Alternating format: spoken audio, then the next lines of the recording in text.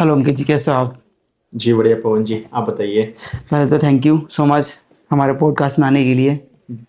धन्यवाद आपका भी, आपने मुझे आमंत्रित किया अपने पॉडकास्ट के लिए। तो चलिए शुरू करते हैं फिर आज का कुछ अच्छे विचार। बिल्कुल ठीक। जी बिल्कुल। ठीक है। जैसे कि आप बताइए कि आप नहीं, सॉरी। अच्छा, आपका शुभ नाम, पूरा नाम जान सकते हैं हम? हाँ, मेरा नाम अंकित सिंह है और मैं हरिद्वार का रहने वाला हूँ। और अच्छा, आप हरिद्वार से बिलोंग करते हैं और जी बड़ी अच्छी नगरी में रहते हो यार। जी महादेव धन्यवाद। की नगरी है भाई। बिल्कुल और बिल्कुल। कभी जाना होता है इधर घाट घूट? अब ये वैसे ही है कि जैसे कि घर की मुर्गी दाल बराबर, तो घाट जाना इतना नहीं होता। अच्छा। तो बाहर के लोग खूब आते हैं यहाँ पे। तो गंगा स्नान भी साल में एक दो बार होता होगा? हाँ। या वो भी नहीं होता है? नहीं नहीं, वो अपने जैसे स्नान वगैरह आते रहते हैं टाइम टू टाइम, तो चलते रहते हैं वो। चलो, अच्छी जगह है, वो खुश नसीब हो आप जो ऐसी नगरी में रह रहे हो, नहीं तो लोग तो तरसते हैं यहाँ आने के लिए। भगवान की कृपा है साहब। बस भगवान की कृपा ऐसे ही बनी रहे। जी सर जी सर। और फिर आपका बचपन कैसा रहा? यहीं बीता होगा बचपन भी, या फिर गांव वगैरह में? नहीं नहीं, मेरा जन्म यहीं हुआ है और मैं बचपन से ही हरिद्वार में रहता हूँ। अच्छा। तो इसलिए गाँव से ऐसा कोई रिलेटेड नहीं है। अब बेसिकली वैसे मैं पौड़ी गढ़वाल का रहने वाला हूँ। ओके। तो यहाँ पे कहाँ रहते हो, हरिद्वार में आप कहाँ रहते हो? हरिद्वार में मैं जमालपुर एरिया है, अच्छा। उधर की साइड रहता हूँ। ओके। तो आपके एजुकेशन वगैरह? एजुकेशन वगैरह मेरी बाल मंदिर सीनियर सेकेंडरी स्कूल से हुई है। जहाँ पे मैंने ट्वेल्थ करी है, वहाँ से मैंने पीसीएम साइड से करी है। तो मेरा बैकग्राउंड एक साइंस साइड से है मेरा। अच्छा, आप साइंस साइड से हो। जी। और क्या ग्रेजुएशन आपकी? ग्रेजुएशन मेरी बीबीए फाइनेंस से करी है मैंने। तो ओके। ग्रेजुएशन मेरी ओपन यूनिवर्सिटी से है। जी। ओके। तो आप स्टार्टिंग में सोच लिया था आपने बीबीए करने का, या कुछ और भी थी? पीसीएम लोग बच्चे होते हैं तो उनको लगता है कि पीसीएम करना सबसे ज़्यादा अच्छा लगता है, कि उसमें स्कीम ज़्यादा है, नौकरी जल्दी मिल जाती हैं। एक्चुअली ऐसा कोई डिसाइड नहीं था मेरा बीबीए फाइनेंस करने से। दरअसल ऐसा मेरा बैकग्राउंड स्ट्रांग नहीं है। अच्छा। तो वैसे तो मैंने पीसीएम कर ली, बट पीसीएम में आगे स्कोप मतलब काफ़ी अच्छा है। बट आप कह सकते हैं कि फाइनेंशियली स्ट्रांग नहीं था, तो इसलिए मैं पीसीएम में आगे नहीं बढ़ नहीं बड़ा। पाया। ओके। तो फिर मैंने बीबीए चूज़ किया, बीबीए फाइनेंस से किया। तो अब फाइनेंस की ही उसमें हूँ सही, डिपार्टमेंट अच्छी में। बात है। अच्छा, तो स्कूल में कभी ऐसा कोई यादगार है जो बहुत अच्छी मेमोरीज रही हो आपकी? मतलब हाँ, सबका अगर लाइफ का सब बेस्ट टाइम होता है ना, तो वो हमारे स्कूल का होता है। तो कुछ मेमोरेबल चीज़ें हैं जो आपको लगता है हाँ, ये ज़िंदगी भर याद रहेंगी वो स्कूल टाइम की? कुछ मस्तियाँ, कुछ शरारतें भी करते हैं हम स्कूल टाइम में, कुछ एक दो आप बताना चाहोगे? हाँ बेसिकली, तब जैसे कि खेलना कूदना हर किसी का रहता ही है। तो थोड़ा सा हमारा थोड़ा सिस्टम अलग था कि हमारा जो स्कूल था वो सेकंड पीरियड में, सेकंड हाफ डे में चलता था। मिड 12 बजे के बाद स्टार्ट होता था। ऐसा क्यों पर? और ये होता था क्योंकि उस टाइम क्या होता कि हमारे बालंद स्कूल में भीड़ ज़्यादा थी, मतलब स्टूडेंट्स ज़्यादा थे। मतलब बच्चे ज़्यादा थे? हाँ, तो दो पार्ट में डिवाइड करे उन्होंने कि एक पढ़ेंगे सुबह 7 से 12 2 बजे तक, और अच्छा। उसके बाद पढ़ेंगे 12 से लेकर 4 बजे तक? 3:30 4 बजे साढ़े तक। 3 बजे? जी। तो फिर हम क्या करते थे कि 12 बजे का स्कूल होता था तो हम 11 बजे पहुंच जाते थे, 1 घंटा पहले। अच्छा। और दिन का टाइम रहता था तो उठने में भी हमें दिक्कत नहीं होती थी। दिक्कत नहीं होती थी? तो 1 घंटा पहले जाके हम टर्बो की बॉल से फुटबॉल खेला करते थे। टर्बो बॉल से? जी। Oh my God. और फिर हम वहाँ फुटबॉल खेलते रहते थे, 1 घंटा धूप में हम खेलते रहते थे। तो ये एक बेस्ट मेमोरी जो मुझे लगती है, जो वहाँ की रही है। अच्छा, मैंने पहली बार सुना है कि स्कूल 11 बजे का था। मैंने लाइफ टाइम में आज तक स्कूल सुने हैं तो वो सुबह के होते हैं ज़्यादातर। नहीं, फर्स्ट टाइम सुन रहा हूँ कि स्कूल 11 बजे 12 बजे से है। ये मैं आपको बात बता दूं, ये रही होगी बात आपके 2017 में से 2011 10-11 की बात बता रहा हूँ मैं ओह आपको, माय गॉड। क्योंकि उस टाइम मैं 6 क्लास में था। तो उस टाइम हमारे ऐसा ही चलता था। बाल अच्छा। मंदिर में अभी भी जो पुराने स्टूडेंट्स हैं उन सबको पता होगा कि वहाँ पे स्कूल 2 टाइम में चलता था। ये बहुत बड़ी बात है, मतलब ये इतनी बड़ी बात है क्योंकि ये नॉर्मल चीज़ नहीं है, ये कहीं भी स्कूल में नहीं होता। हमारे स्कूल में होता था। जब हमारे 10 क्लास के बोर्ड होते थे, 12 क्लास के बोर्ड होते थे, तो क्या करते थे, हमें 4-5 बजे तक रोका जाता था। तो 2 शिफ्टिंग में स्कूल चलता था। ठीक है। पर नॉर्मल डेज में आपका अलग अलग शिफ्टिंग में स्कूल चल रहा है, ये बड़ी बात है। वही जो भी एजुकेशन पॉइंट ऑफ व्यू से उन्हें बेस्ट लगे। और थोड़ा क्योंकि क्या होता था कि 2 बजे ही सारे स्कूलों की छुट्टी होती थी, हम्म। तो ट्रैफिक ना हो सकता है वो भी एक चीज अवॉइड करने के लिए ऐसा मैनेजमेंट ने डिसाइड किया हो। नहीं, बहुत अच्छा, ये थोड़ा अलग था ये कॉन्सेप्ट। स्कूल अभी भी ऐसे ही है या फिर अभी नॉर्मल टाइम पे आ गया है? नहीं, अब नहीं है वो। 8 तक चला हमारा, मतलब मैं जब तक रहा तो उसमें 3 साल चला। उसके बाद ये बंद हो गया था। बंद हो गया फिर था हमारा एक ही रूटीन रहा मॉर्निंग का। मॉर्निंग और का। फिर ईएमबी ने यानी कि बेशल वालों ने अपने स्कूल्स को भी थोड़े कम कर लिए और आउटसाइड बच्चे ज़्यादा पढ़ने लग गए, अच्छा, तो इस वजह से। तो आपको फिर मॉर्निंग में कभी जाने का मौका मिला? हाँ बिल्कुल, 9, 10, 11, 12 तो मैंने मॉर्निंग ही करी है। तो आपको दोनों में से अच्छा क्या लगता था, मॉर्निंग या फिर वो आफ्टरनून वाला? ये नहीं कह सकते, दोनों टाइम ही बढ़िया थे, बट मॉर्निंग में ये था कि खेलने का टाइम वहाँ पे कम बचता था और आफ्टरनून में 1 घंटा पूरा मिलता था। ये सबसे बढ़िया चीज़ क्या है तुम्हारी है, क्या हमारा भी ऐसे स्कूल होता है यार। हम सुबह मजे करते हैं और फिर 2-12 बजे स्कूल जाते हैं और 4 बजे आ भी जाते हैं। जी जी। बहुत अच्छा। अच्छा, स्कूल टाइम में हमारे क्या होता है, बहुत सारे ड्रीम्स देख लेते हैं हम। 10th क्लास पास करते हैं और डर लगता है हमें, और पास हो जाती है। फिर हम ड्रीम्स देखने, हमारी वहाँ से एक दुनिया शुरू हो जाती है, ड्रीम्स की दुनिया। कि हम पढ़े लिखेंगे, हम पढ़ किस लिए रहे हैं कि हम एक ड्रीम्स देखने लगते हैं कि ये बनेंगे, वो बनेंगे, ये करेंगे लाइफ में, वो करेंगे, मस्ती करेंगे, एक लेवल तक पहुँचेंगे। तो आपका भी कुछ ऐसा ड्रीम था? हाँ बेसिकली जब मैं 9, 10th में था तो मेरा एक ड्रीम था कि मैं एक इलेक्ट्रिकल इंजीनियर बनूं। इलेक्ट्रिक इंजीनियर, वाह। और उसी से रिलेटेड मैंने पीसीएम भी ज्वाइन करी। बिल्कुल। बट जैसे कि मैंने आपको बताया कि फाइनेंशियल पोजीशन की वजह से मैं वहाँ तक नहीं जा पाया। बट मेरा ड्रीम था कि एक इलेक्ट्रिकल इंजीनियर इंजीनियर, बनने का मेरा। वाह, तो बहुत अच्छा वो ड्रीम। मेरा था कि 9, 10 से डिसाइड था अपना कि हाँ भाई इलेक्ट्रिकल इंजीनियर बनना तो बनना ही है। ओके। जी। तो फिर आप जब 12th पास आउट हुए, आपने ग्रेजुएशन करी, उसके बाद सबसे पहले आपको कौन सी जॉब करी? फर्स्ट जॉब आपकी क्या कौन सी थी? आ, वैसे तो मैंने 12th पास आउट होते ही साथ तो मैंने जॉब करनी स्टार्ट कर दी थी। अच्छा, वाह। ठीक है।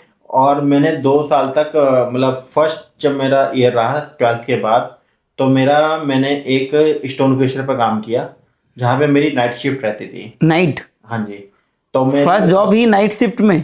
हाँ जी हाँ जी हाँ और जी। कितने साल के थे आप? मैं उस टाइम रहूँगा 17 साल में 12वीं पास हो जाती है, मतलब 12th पास आउट हो जाती है, तो मैं 17, 18 के रेंज में यार रहूँगा। बहुत ब्रीव वाली बात है यार। हम उस समय बच्चे होते हैं, उतनी एज में तो खेलना कूदना भी हमें ढंग से नहीं आता है। आप जॉब कर रहे थे। तो कहते हैं ना ये पैसा सब कुछ सिखा देता है, तो वही वाली बात है। एक्चुअली हालात सब कुछ सिखा देते हालात हैं। सब कुछ सिखा देते हैं। सही बात बिल्कुल है। बिल्कुल। तो फिर आपने जॉब फिर शुरू कर दी? हाँ, फिर वहाँ से जॉब मैंने स्टार्ट करी।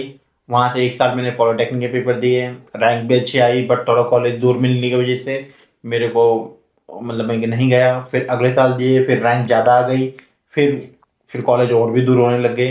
तो फिर वो मैंने पहले 2 साल तो ऐसे ही गए मेरे, मैंने कहीं एडमिशन नहीं लिया। एडमिशन नहीं लिया? देन उसके बाद 3rd साल में आफ्टर 12th मैंने बीबीए में जाने का डिसाइड किया। ओके। क्योंकि जहाँ मैं काम कर रहा था स्टोन केशर में, वहाँ मेरे को अपॉर्चुनिटी मिल रही थी कि हम एज अ अकाउंट्स में शिफ्ट हो सकते हैं। शिफ्ट हो सकते हैं मतलब और वहीं इतने पे? दिनों में मैंने उतना काम सीख भी लिया था। तो इसलिए फिर मैंने सोचा कि जब फील्ड मेरे को उसमें अपॉर्चुनिटी मिल भी रही है, ग्रोथ भी चलती रहेगी ठीक ठीक, और अपना, तो इसलिए मैंने बीबीए फाइनेंस से करने का सोचा। और ओके। फिर अपना कंटिन्यू फाइनेंस में रहे। वो मेरी पहली कंपनी थी और अभी भी टिल वही कंपनी ओ है। वाह, ये तो बहुत अच्छी बात है कि आप इतना लंबा एक्सपीरियंस ले रखे हो, अभी अभी स्टिल भी उसी कंपनी में काम कर रहे जी हो। जी। ऐसा बहुत कम होता है कि लोग इतना लॉन्ग पीरियड तक एक कंपनी में रहते हैं। बिल्कुल बिल्कुल। अब मुझे कम से कम आप देख लीजिए कि अब उन्हीं के स्टोन कैसे शिफ्ट होके मैं उनकी ही एक सब कंपनी है आरएनसी से रिलेटेड, उसमें काम करता हूँ as a account payable department में। और मुझे क्लोज टू 9 इयर्स का एक्सपीरियंस हो गया है यहाँ पे। वाह, नाइस। जी। तो कैसा रहा फिर आपका एक्सपीरियंस, आपने क्या चीज़ें अचीव करी हैं इसमें, और क्या डिफ़िकल्ट फेस रहे हैं आपके, और क्या मेमोरीज रही हैं आपकी, कैसे बॉन्डिंग बनाई आपने लोगों के साथ? डिफिकल्टीज तो नहीं आए क्योंकि हमारे सीनियर्स बहुत ही अच्छे थे। हाँ, तो ग्रेट। टाइम टू टाइम उन्होंने सपोर्ट किया, जहाँ पे सीखने वाली चीज़ थी उन्होंने सिखाया, जहाँ पे मैंने गलतियाँ करी वहाँ पे उन्होंने सुधारा। और फिर उसके लिए प्रैक्टिकल डेमोज वगैरह या जो भी उनको पॉसिबिलिटीज लगी या जो मैं अपनी तरफ से बेस्ट दे पाया वो सब रहा। इसमें डिफिकल्टीज तो नहीं कहेंगे, बट ये था कि एक टाइम पे जब मैं जब प्रेशर गया तो वहाँ से मुझे अपने आप को बिलिंग डिपार्टमेंट में रखा। बिल्स वगैरह बनाने, सेल्स बिल्स वगैरह, परचेज चलानी या डाटा एंट्री से रिलेटेड जो रहता था।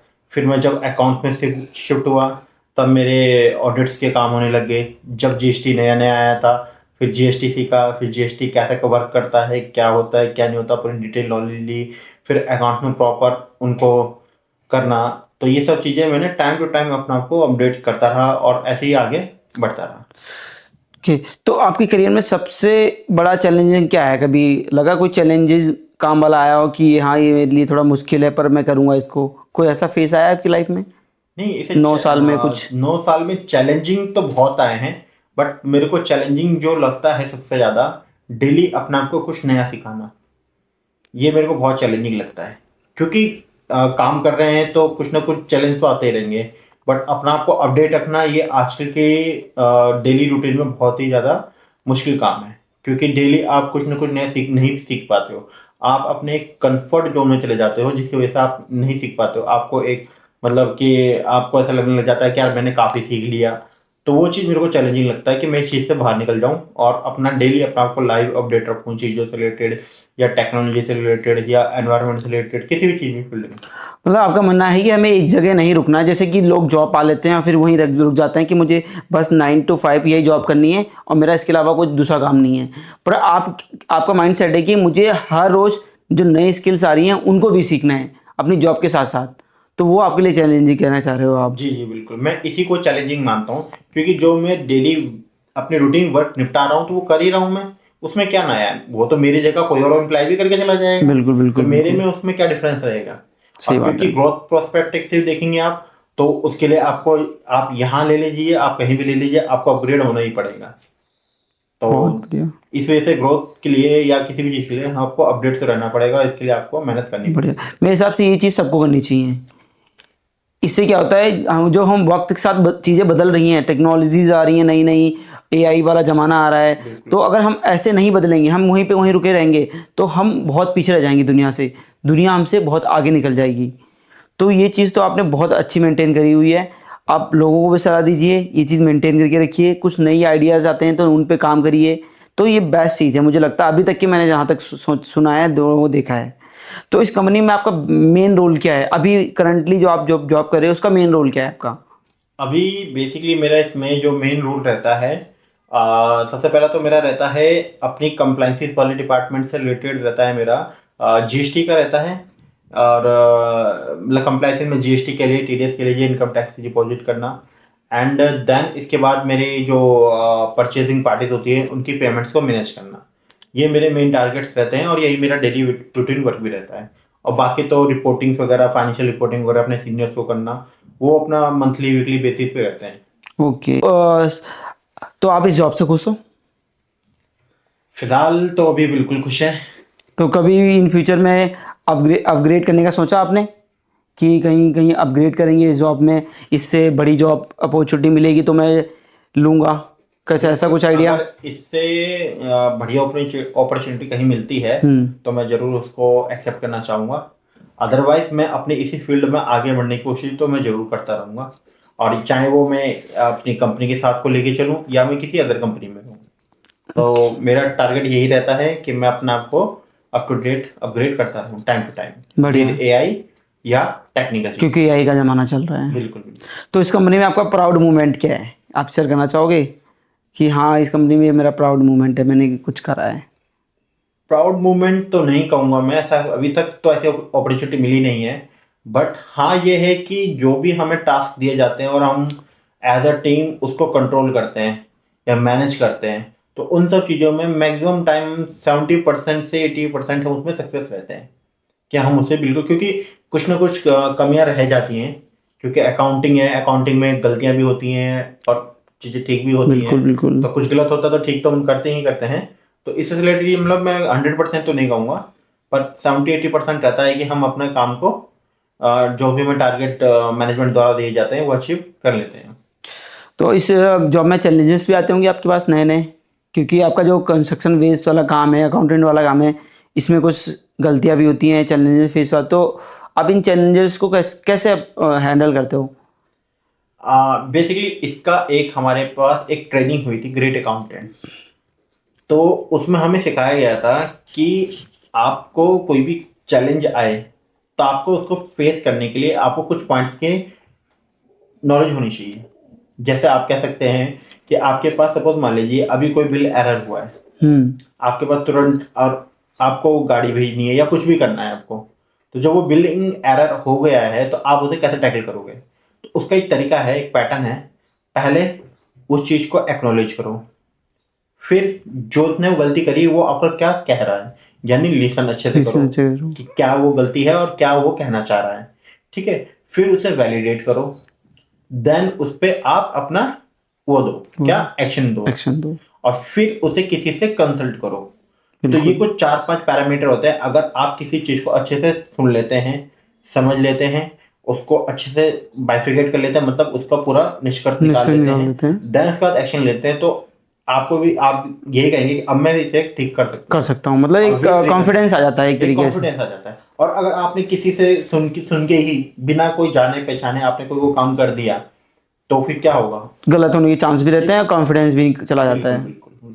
ठीक तो है, ये एक हमें ये इस चीज़ की ट्रेनिंग मिली हुई है। तो बहुत हम बढ़िया, उसी को ग्रेट। उसी पैटर्न पे चलते हैं कि पहले हम सुनते हैं, फिर उस चीज़ को एनालाइज करते हैं, फिर उसके अगेंस्ट हम एक्शन लेते हैं, फिर उसके कंसल्ट से उसकी सलाह भी लेते हैं, वाह, देन जब ग्रेट। जाके हम चीज़ों को फाइनल करते हैं। बिल्कुल, बहुत बहुत मतलब अच्छा आइडिया इमीडिएट आप इमीडिएट नहीं नहीं करते हैं। करते हैं, मतलब हम टाइम लेते हैं और परफेक्ट हाँ करते हैं। बिल्कुल, अगर सही करने का तरीका है और मतलब कि आपको प्रॉपर वे में चलना है तो यही तरीका है, अदरवाइज तो आप मिस्टेक करने के लिए तो खूब सारे चांसेस होते हैं। बिल्कुल बिल्कुल, मैं सबको कहूँगा कि इसी तरीकों को अपनाओ, जिससे आप मिस्टेक होने के चांस बहुत कम हो जाते हैं।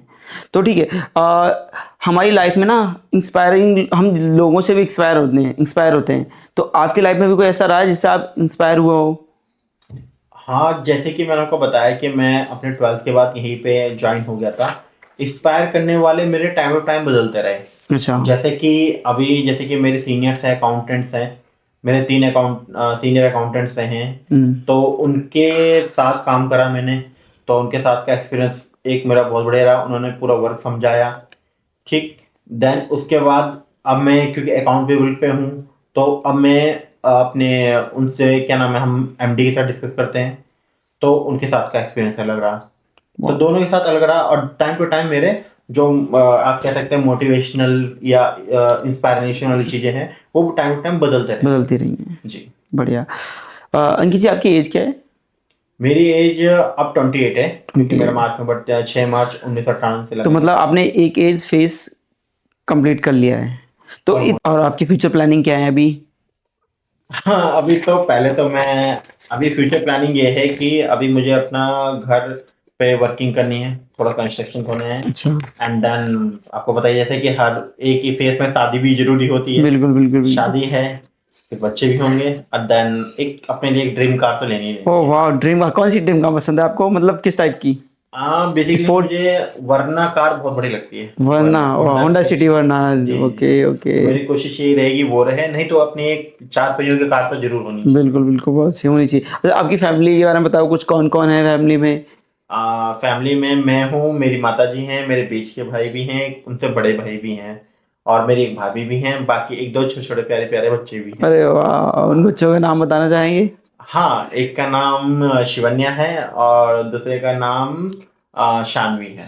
और कितने कितने साल के हैं ये? ये अभी एक तो 2 महीने का है, अरे और बड़ी वाह, वाली 2.5 से 3 साल की है। कॉन्ग्रेचुलेशन। धन्यवाद। आपके घर में भी तुरंत खुशी आई है, बढ़िया। बना रखी है ऐसी खुशियाँ भगवान आपके घर में सबके। ठीक है। अच्छा, आपकी हॉबीज क्या क्या रही होंगी बचपन में और अभी भी हैं? हॉबीज, आप देख सकते हैं कि इंडिया में एक चीज का बहुत क्रेज है, क्रिकेट। हाँ, क्रिकेट तो तो बहुत क्रिकेट का लाजवाब बहुत तरीके क्रेज है। से लोग फैन हैं। क्रिकेट के बाद देन मुझे फुटबॉल का था। अच्छा। तो फुटबॉल इतना नहीं रहा मेरे को, मतलब 7 8 तक रहा, उसके बाद तो देन क्रिकेट तो परमानेंट है। परमानेंट, जैसे हमारा क्रिकेट, अब हम बचपन में बहुत खेलते थे पर अभी हमें काम में और बिजनेस में इतना टाइम नहीं मिलता है क्रिकेट खेलना। क्या आपका होता है कि आपको क्रिकेट हाँ, खेलना? एक्चुअली क्या नाम है, मैं अपने साथ के लड़कों के साथ तो नहीं खेल पाता, बट ये होता है कि हमारा कि गली के जो बच्चे होते हैं वो बुला लेते हैं कि भैया आ जाओ खेलने वेलने।